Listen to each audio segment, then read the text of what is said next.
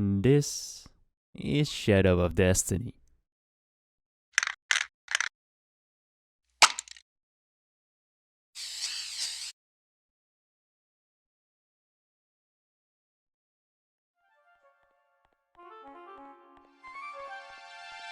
Welcome to Words of Ignorance, where I make short videos on short games for those who love gaming but don't have a whole lot of time to do so. Today's game being Shadow of Destiny. So you get to play as Ike, a blonde-haired anime Adonis protagonist living in the city of Lebensbaum. Ike then proceeds to randomly die.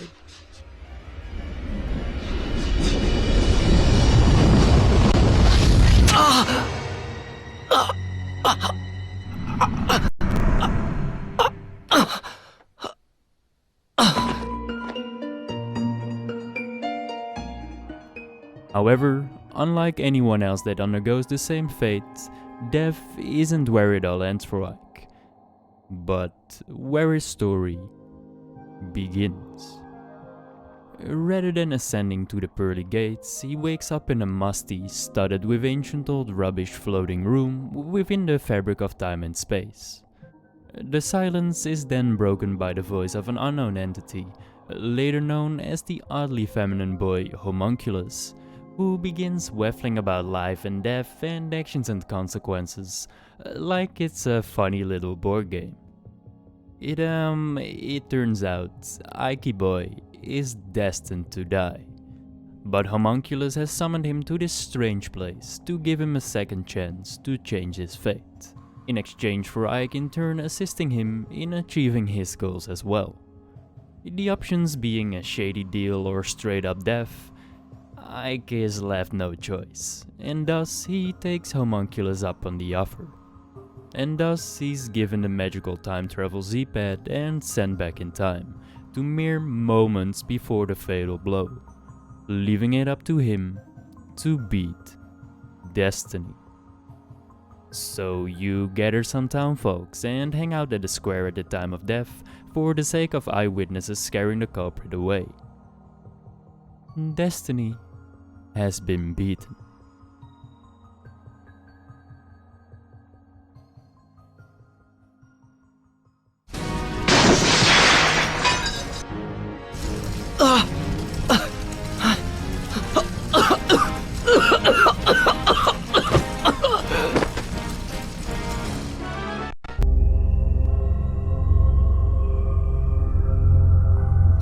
It is difficult after all, isn't it, to change one's very destiny? If only it was that easy. The initial accident is one of the many attempts made on Ike's life. Stopping it doesn't alter Destiny, it just makes Destiny change its tactics. This wasn't just some accident or an unfortunate set of circumstances. Someone is determined to get rid of Ike, for good, killing him in a different way at the start of every chapter. So Ike works his ass off to obtain everything he needs to get past the breaking point, to then get killed again and mocked by Homunculus later in the day, slowly unraveling the rather complicated tale behind it all. Death? Time travel? A ruthless killer on the loose? These are the ingredients for a heart-racing, sweaty palms button mashing action game, if I've ever seen any.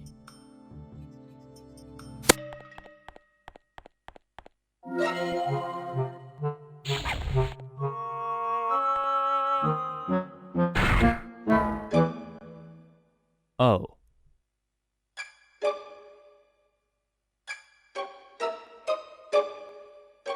Shadow of Destiny is a slow-paced, story-driven adventure game. To overcome the next murder attempt, you simply walk through the mostly empty streets of Lebensbaum, passing by the low-res penis PS2 graphics buildings that all look alike, the audio being nothing but your footsteps echoing through the mostly empty streets, accompanied by some faint, low-key music to build up suspense.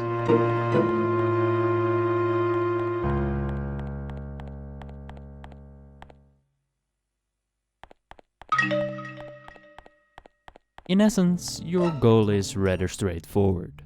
Either obtain the items required to defend yourself, or get a character to do as you say, to prevent and survive the ambush for another 30 minutes in real time. But what if the required tools do not exist in the here and now?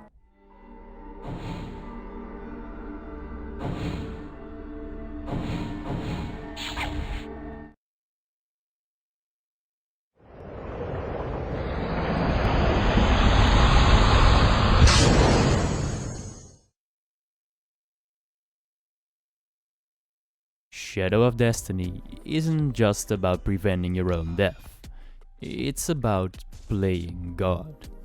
Meaning going back in time to one of the 4 available eras to get this guy to plant flowers instead of a tree. So the killer has nothing to hide behind in the present. It's about erasing an old design in the past and building a new one over it. And it's this concept and the dynamic between the eras that make this game such a memorable experience. Each of the available eras will have their own theme to it, if you will. It's either snowing, everything's drenched in feces type of color palettes, or just full on black and white. And this includes the characters roaming around the areas. Of course, the buildings and the characters' clothes differ, corresponding with their respective era, but these very distinct color palettes do a fantastic job at truly distinguishing them from one another. Result being that no matter the era, Ike's colorful appearance looks hella out of place. His emerald green jacket, marine blue pants and sun-bleached hair making anyone pale in comparison, conveying the feeling of Ike not belonging in this era rather well. Overall, the game doesn't really hold up both graphically and aesthetically though.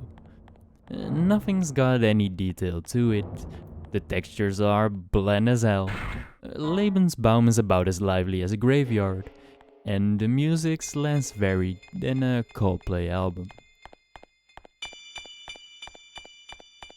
But that's about what I expected from a 2001 PS2 game ported to PSP.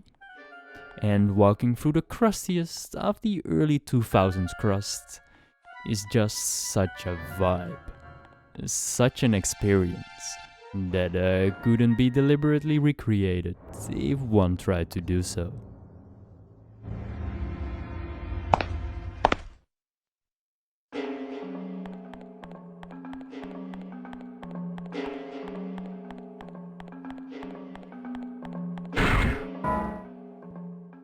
I wasn't even thinking about the game's graphical limitations until I started writing this video, because I didn't notice nor care while playing, and thus I couldn't care any less as of now.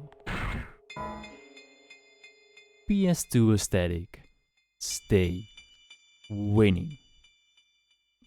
Besides, I was way too occupied having the time of my life with the gameplay anyway. The game doesn't have a combat mechanic, or any real interesting mechanic in general. The whole idea here isn't about fighting for a better life. Surviving the 9 or so murder attempts takes thought instead. It's about snail pace walking Ike's fat ass to different locations to obtain specific items, or sway specific individuals' choices to change the future. In theory, shit's fairly linear. While the game doesn't spoon feed you by definition, and there's a time limit before your next death, exerting some pressure to solve the prevent your death puzzle, it really doesn't take a genius to connect the dots, nor do you ever really come close to running out of time. It'll only feel semi-complicated for the first 15 minutes or so, as there's no tutorial in place whatsoever. You really just die pretty much instantly, and are told to fucking figure things out.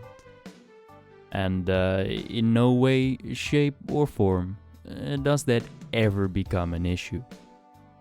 Ike has this little notepad in his inventory that he updates after every single cutscene to give the player an indication of what to do. The Z-pad will glow and be hovering over the right area upon opening up its menu every single time you're supposed to time travel. And even when Ike's scribbles are meaningless, the city ain't exactly colossal.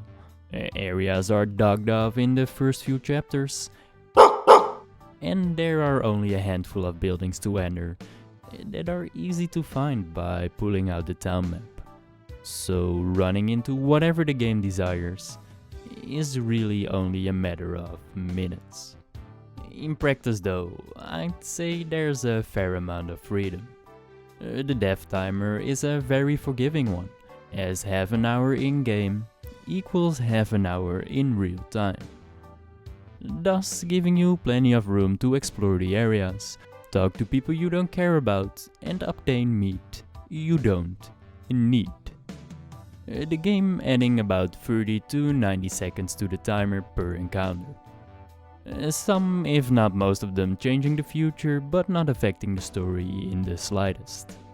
The side content here just really does put a smile on my face. They thought of all of these cool interactions to change the present without touching the story that most players will never ever come across. Like, I didn't need to save this woman. I didn't need to bring this little girl a kitten so she wouldn't feel as lonely. But I put getting assassinated in about 15 minutes to the side for just a little bit, and did so anyway. Because it felt like something I just had to do. Result being a better future.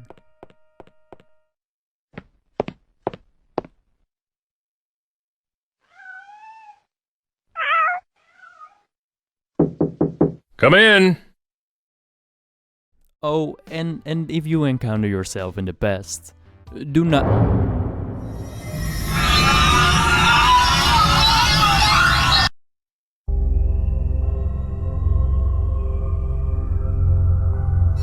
Oh, that's just wonderful.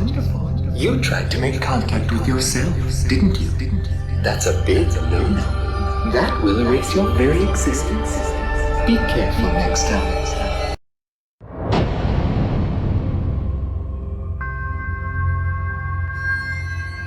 Life is a wheel of changes. Changing the future for the better and manifesting said change is what makes this game so fucking cool to me. At first you'll only need to obtain an item or talk to people in one era, but chapter 4 onwards you'll be bunny hopping back and forth to obtain a key for a tower in a different time, to then head back in time again because the rope obtained in the tower was too old and worn out to ever save you. The Z-pad does require energy units to do so, but there are more than enough of them scattered around the map for this to ever become annoying. As Ike hops around the different eras and prevents getting killed one attempt at a time, he slowly figures out the thread tying all eras together, and the reason he's being targeted was right in front of his very eyes, this whole time. Seeing this whole story unfold is what makes this game as addictive and immersive as it is. The main players do a solid job at their delivery and sound hella crisp for a PS2 port, and the way the camera zooms in, zooms out, and slides across the screen adds to this movie-like feeling. The random NPC kids sounding like dick at times is just something you gotta take for granted. Have you seen my mother? Okay, guess I'll go to the square.